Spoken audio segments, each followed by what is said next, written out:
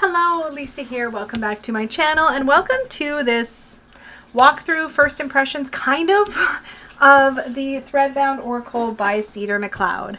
So I'm cheating and using the same cloth that I used for my Numinous Tarot walkthrough. I'm not sure which walkthrough is going up on the channel first, but here we are. So the Threadbound Oracle was a Kickstarter that I backed. I was very excited to back this deck. I'm so excited to have it in hand. And there are a few extra little things that came. There's this like bookmark that came with the deck, a beautiful little book sticker, and this is actually Cedar McCloud's business card, I'm guessing, Numinous Spirit Press business card, but it's really got a neat image on the back. So as I mentioned, Cedar McCloud is also the creator of the Numinous Tarot. And so, yeah, this is a Peggy bag, but I had to put it in a Peggy bag right away because that Peggy bag was such a perfect match. Hello? So perfect. Hello? Look it. Sorry. I'm geeking out over Peggy bags apparently right now. Anyways, can we just talk for a moment about the box that looks like a book? How freaking clever was this? Like, are you kidding? It's so clever, and it's a magnetic box. This like rounded part is just basically like a dummy thing, but it literally looks, you know what I mean? Like it's like a fake spine, but it literally makes this look like a book. How cool is that? The Threadbound Oracle is an Oracle deck that is based on, I'm not sure whether the book is based on the deck or the deck is based on the book, but Cedar McCloud wrote a book called The Thread That Binds. I'm currently in the process of just beginning to read it and work my way through it. And it is like a fantasy. I would say it's, I don't know if it's meant to be YA fantasy. It feels kind of YA fantasy in a universe that feels very gender neutral and very, it just definitely kind of tips our social norms on their head, which was obviously very intentional. And so far, it's an interesting story. I wanted to really get through this walkthrough though, because I'm excited to actually work with the deck. But anyways, when we get into it, we open this up and look at this. It literally looks like a book. This literally looks like the first page in the book, and this looks like a book plate. It literally says Ex Libris from the Library of, and you could literally write your name in there, which I think is super clever. And then we have our little guidebook. This just pops out, and then we have the cards underneath. Like, it's just a very clever setup. It literally looks like you're opening a book, which is so cool. So we'll look at the guidebook in a little bit. We're going to get right into the cards because I will tell you that's what the box looks like inside. It says on the back, paper, ink, thread, sun, moon, stars. A magical library deck for asking questions, seeking answers, and finding a family among the books. Numinous Spirit Press. When I first saw this deck, as soon as I saw the cards, the images and the keywords and all the things, it was just like, oh my gosh, this is such a great all-purpose sort of deck. So I'm very excited to bring you along on my sort of impressions of it. I can't really say it's first impressions because I've definitely looked through these cards a few times, gotten a little bit of a feel for them. I couldn't wait. I'm sorry. Please forgive me. In any case, they're linen finish. They feel absolutely lovely. I wish the Numinous Spirit Tarot was the same cardstock because it is heaven. I love the thread spool on the back. I think it's a really beautiful backing. And again, that linen texture, it's just, oh, it feels so good. And it's a very smooth linen texture. It's so smooth at first I didn't recognize it as linen. So it's a really, really nice texture to the cards. All right, so I'm going to zoom us in. We're going to take a peek. Oh, wrong part of the camera. There we go. So this deck, actually, and let's just separate it out. It's got archetypes, and then there are suits. So let me get the archetypes out. There we go. So, and we'll look at each section individually. So we'll have paper pulp, pigment. Oops. Hold on. Did I do this wrong? Yeah, no, that's right. So paper, ink,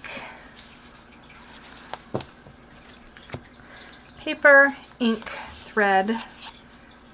Yeah, paper, ink, and thread. And then we have our main archetypes here.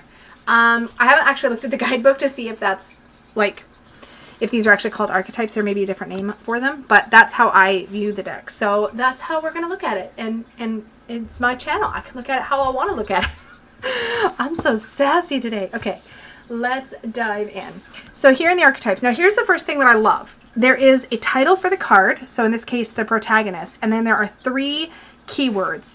Yes, if you are going to give a card a title, give me some keywords to go with that title, because I know what a protagonist is, but not everybody will. And sometimes titles on oracle cards are kind of obscure, and keywords help so much. I can just look at the title, look at the keywords, take in the artwork, and form my own conclusions. So a protagonist is somebody who is like sort of the main character of a story, usually the one that you are rooting for in some way. But it says here, curiosity, drive, and motivation. This is the person moving the story forward, right? The antagonist, opposition, deceit, and malice. So we kind of have a good guy and a bad guy card. Or you could look at this as like when you're in your empowered place versus when you're in your shadow, right? Love it. The artist, creativity, ingenuity, and labor. Love that. And these keywords are fantastic. The author, spirituality, devotion, higher powers. I mean, you don't need a guidebook when you've got great keywords and artwork.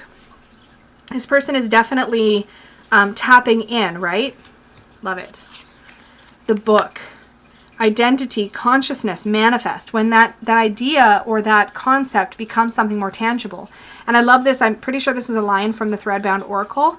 It says, so in the end, what I found was that there's nothing stronger than the bonds we form, the threads that bind us, and furthermore, that it's not an end at all. Understanding how we can all live and work and love together instead of apart is the study of many lifetimes, yours and mine, spiraling into eternity.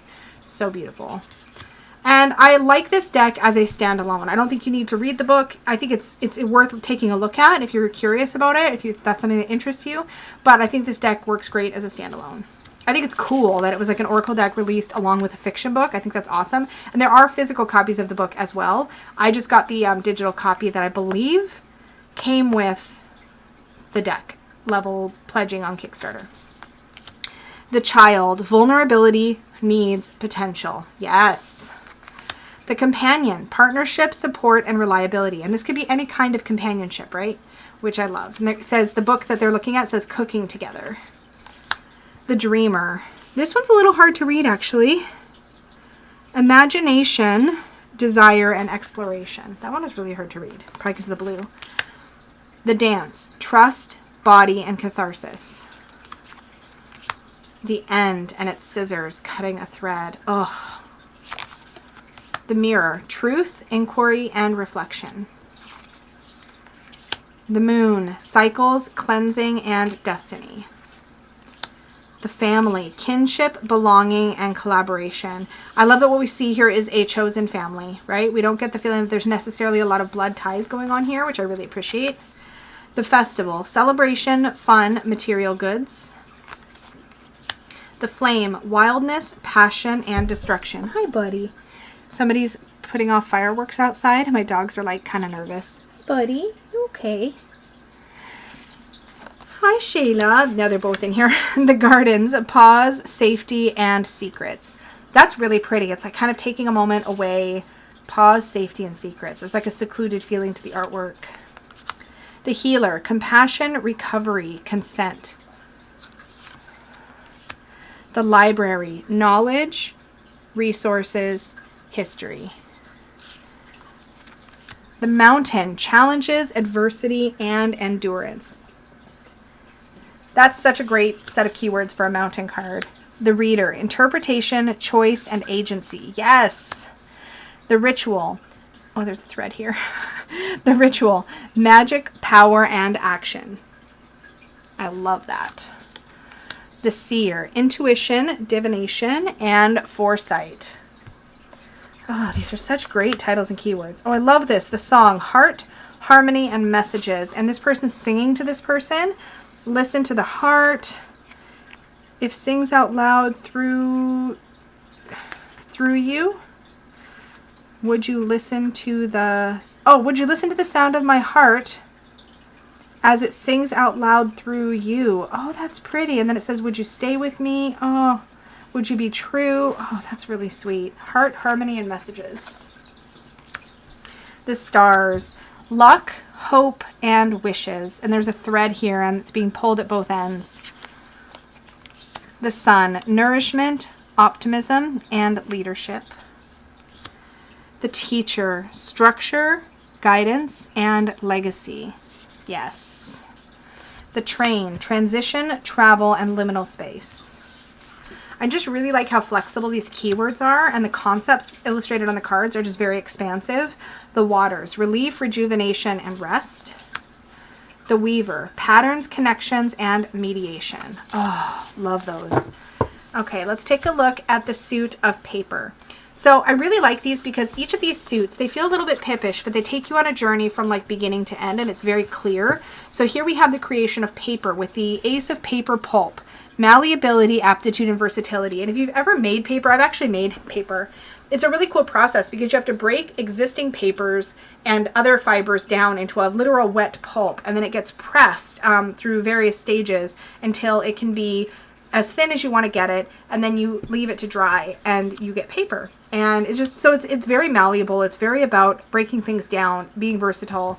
That just works. The Two of Paper is, oh sorry, let me back up. This is the Suit of Paper. This is the Ace of Paper, comma, pulp. I feel like that wasn't clear. The Two of Paper is the page. So now that you've gone from pulp to page. And this is options, decisions, and dreams. Once you have a blank page, there's so much you can do with that, right? The Three of Paper is the fold. Transformation, learning, and change. The Four of Paper is the signature. Now, signature is, if you look at the side of a book, this is probably a bad example because there's only one signature, but you'll see little like mini booklets within the book. Each one of those mini booklets that makes up an entire book is a signature. So it's like a section, right? Tradition, organization is planning. So this is when you start to really see things take shape. The Five of Paper is the cut. Loss, betrayal, and finality. So this is when you're like on the editing room floor, what's going to be left behind? What's going to stay? That's a great card. And it means that we have our fives as a disruptive number. And if we really look, we have the Ace as sort of the opportunity. The Two is, again, decisions, right? Much like we have in the tarot. The Three is about growing, learning, change. The Four is about stability, organization. The Five is disruption. So numerologically, these really, really work. The Six of Paper is the glue, mending, healing, reconciliation. I mean, these really, really work in the same way that we understand the numerology of tarot. At least that I understand the numerology of tarot. The Seven of Paper is cover, protection, beauty, and wholeness. So we have a much shorter suit than we would have in, say, the tarot. And we only have three, like, sort of minor arcana in this deck. But it really works. So we finally have put the cover on. It's like that last piece falling into place. Protection, beauty, and wholeness.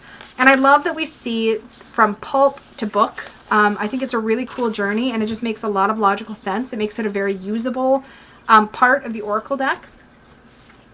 And I guess I'm a sucker for systems, right? So that's part of it. So next up we have the ink suit. So we have the Ace of Ink, which is where we have pigment, alchemy, process, and experimentation. So at the pigment stage, that's when, you know, something hasn't even become anything yet, right? It's just the pure source material, which really, really works. The Two of Ink is medium, balance, purpose, and setting. Love it.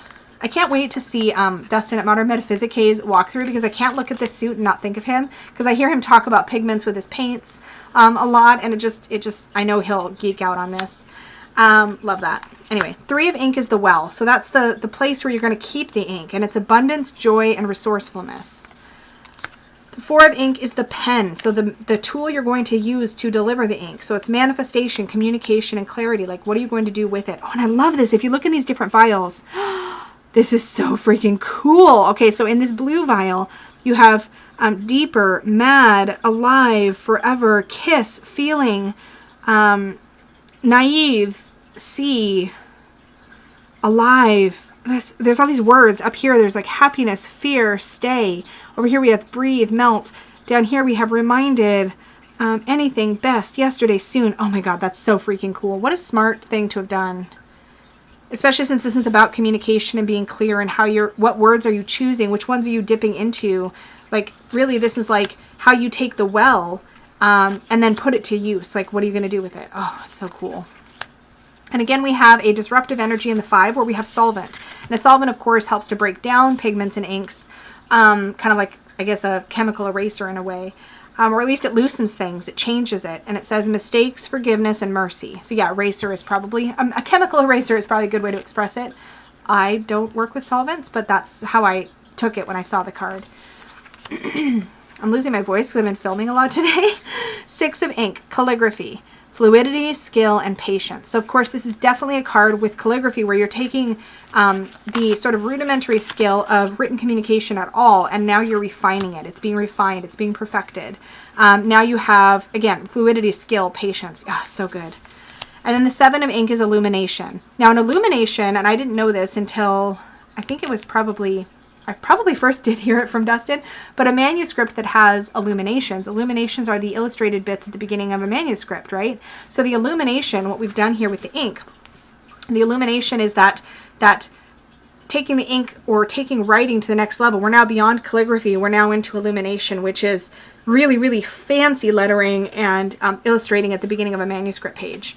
So here it's accomplishment, realization, and pride, right? Just being a master at what you do. Just so cool. So we have the paper that the book is written on. We have the ink that it's written with. And now we have the suit of thread.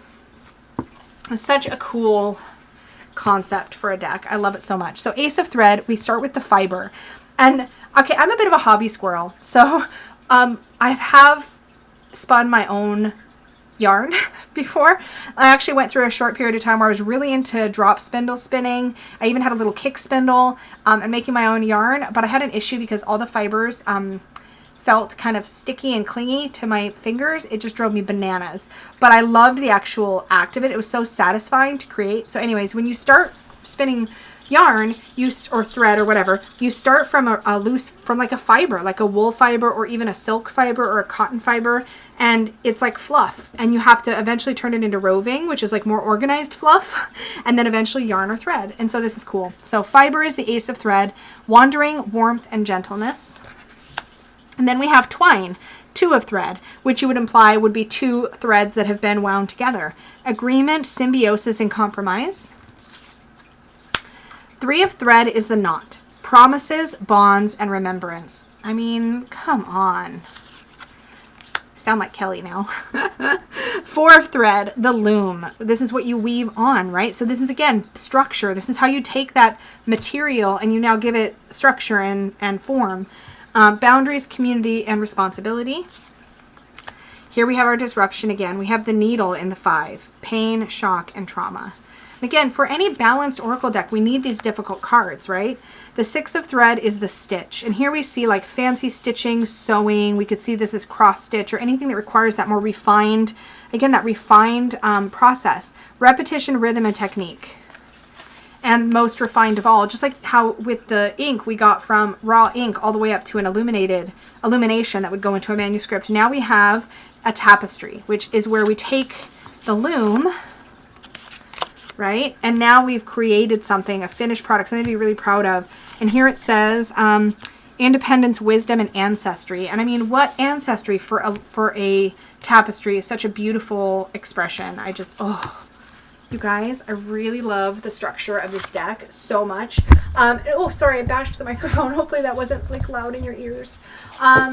These cards are literally what geeked me out on this deck, is this artwork, the choice of titles and keywords, the choice of the suits, the way that the suits come together to a cohesive whole. And of course, when you put together all of these things, you also have all the materials you could bind a book with, right? You have the thread you could bind the book with. You have the ink you could write the book with. You have the paper you could write the book on.